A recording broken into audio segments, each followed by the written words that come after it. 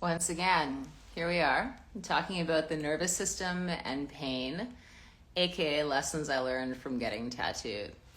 So we're going to start today with talking about the language of the nervous system. In contrast, the language of your muscles is contraction. Muscles, very binary, they're contracting. It's either on or off. And it's the way in which they contract, their direction, that forms all the shapes we make in our movement language.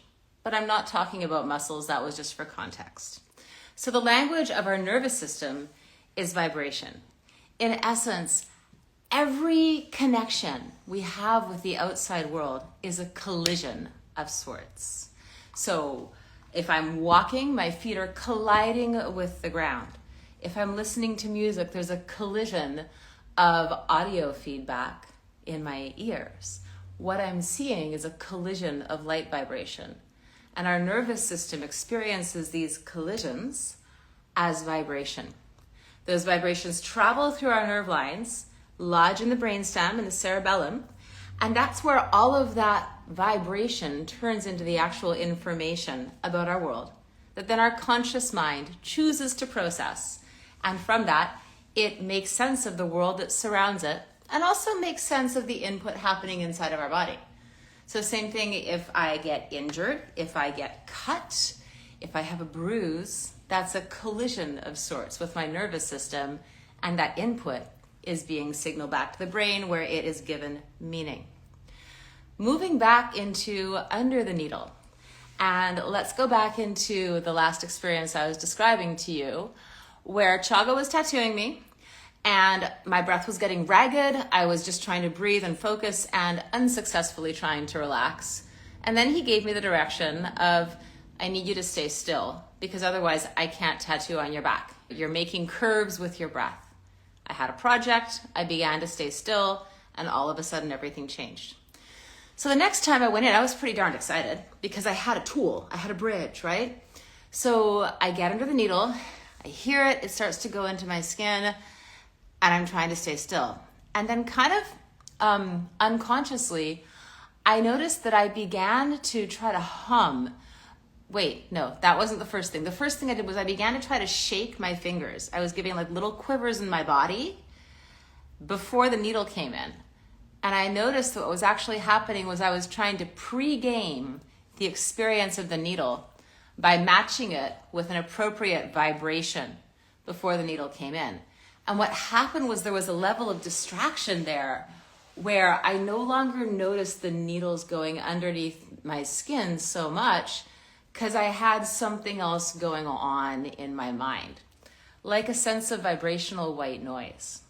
So that's what I began to play with that whole session. It went from like shaking and quivering to at some point, either that session or the next, I started to hum. It was the following session, I believe, because they had this country music playlist going on. And like, honestly, I'm not a big fan of country, but it was progressive, interesting country. I have yet to actually hear bad music with Wholehearted Tattoo. So like mad props to the whole shop and their taste. And there was something about the banjo specifically that if I tried to match my, which was not so loud, it was inside my head. So it was loud inside my head. But if I matched that to the banjo, I no longer even was that aware of the needle going underneath my skin, and I was able to stay still. So that was pretty fun. Did it last the whole time? No. There's still a level of pain endorphins that are released in your body when you're being tattooed that wear off after about, at least for me, 2.5 hours. So it goes from manageable to slightly less manageable to like, oh dear God. But it's not insufferable even at 2.5 hours with all these tools. So I want to now cross-reference that with some tools for vagal nerve tone that I've been playing with since a talk I gave last month. I'm not going to lecture you too long about the vagus nerve here, but I'll give you resources for that if you're on my mailing list. So basically it exits at the top cervical vertebrae, and then it proceeds to innervate your entire autonomic nervous system. So everything we're not aware of. And the vagus nerve is also responsible for toggling between the rest and digest state and the fight or flight state, sympathetic into parasympathetic. We don't exist in black and white.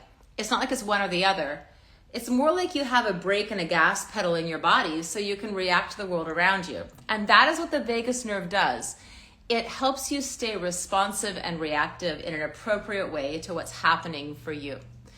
And there are some vagal nerve tone exercises that basically have to do with sending vibration to this area so the nerves get what they need. Gargling is one of them, and the other one is humming.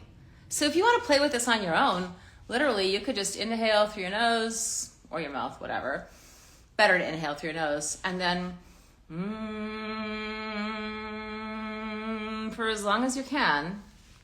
As many breaths you take in your life as you want. It's fun to do while walking or driving, and I've also found it's really great to do before I go to sleep.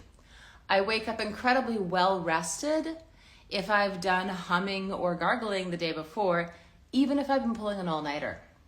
So going back into tattooing, basically what was happening was as I was working with the experience of pain, with transforming the vibration in my body, with pre-gaming, with humming, I was also doing some very intense vagus nerve toning exercises, which probably helped me not go into fight or flight, and also had me begin to start waking up the next day after being tattooed.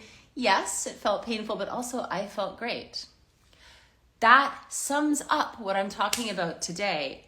But think about this. Start putting the pieces together in your mind about how you can actively change your internal environment as far as how you're responding to something outside of you that may or may not be something that is disruptive for your system or something you wanted. All right, that's all, folks. See you tomorrow.